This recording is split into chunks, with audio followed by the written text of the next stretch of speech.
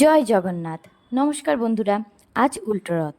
আজ রথ দেখতে যাইনি, বাট সোজা রথের দিন তো গেছিলাম, তাই সেটাই শেয়ার করলাম আজ তোমাদের সাথে।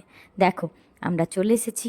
কি ভিড় ছিল গো সেদিন মন্দির চত্বরে, আমরা জুতোটা পর্যন্ত খুলতে পারিনি। কত দূরে জুতো রেখেছিলাম জানো।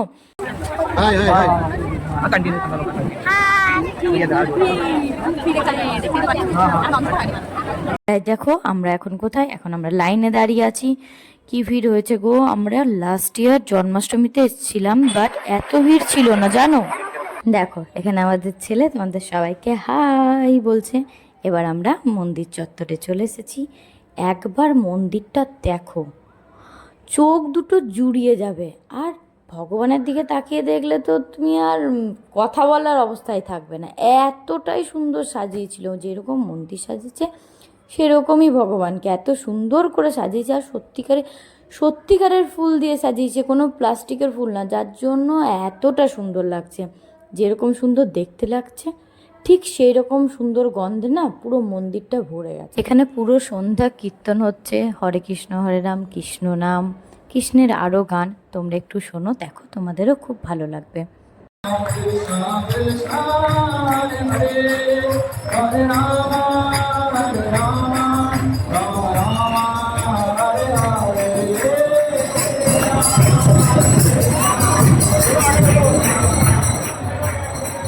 কীর্তন শুনলে বলো কেমন লাগলো। এবার তোমরা বলবে যেটা নিয়ে ব্লগ সেটা কোথায়, মানে রথ রথ কোথায়, প্রভু জগন্নাথ দেব কোথায় তিনি।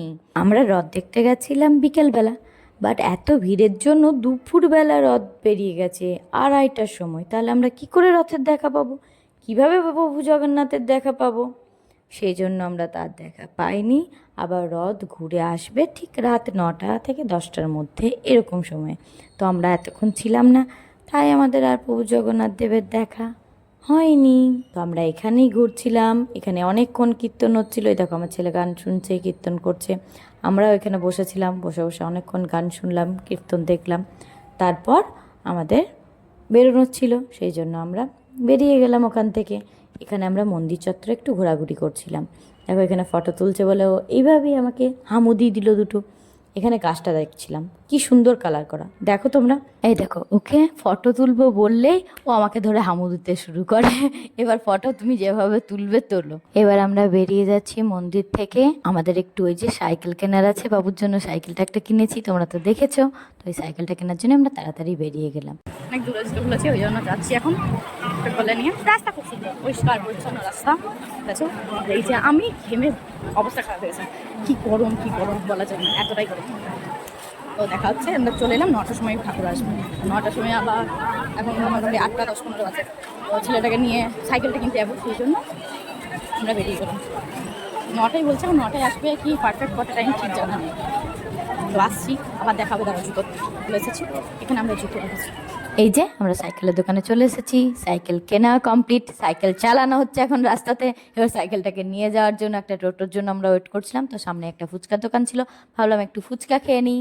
এই যে আমাদের ফুচকা খাচ্ছি, ফুচকা শেষে আমাদের মুড়ি দেয়, তোমরা তো জানো। দুজন দুটো বাটি ধরে বসে আছে, এখন আমাকে একটু খাওয়ালো।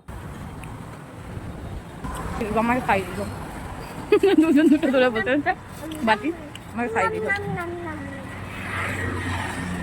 জানিও শাড়ি পরে কেমন লাগছে। জানিও শাড়ি পরে কেমন লাগছে। পুরো ভিডিওটা দেখার জন্য তোমাদেরকে অসংখ্য অসংখ্য ধন্যবাদ। প্লিজ লাইক কমেন্ট করে জানিও কেমন লাগলো, আর ভালো লাগলে শেয়ার করে দিও। থ্যাংক ইউ, গুড নাইট, সবাই ভালো থেকো।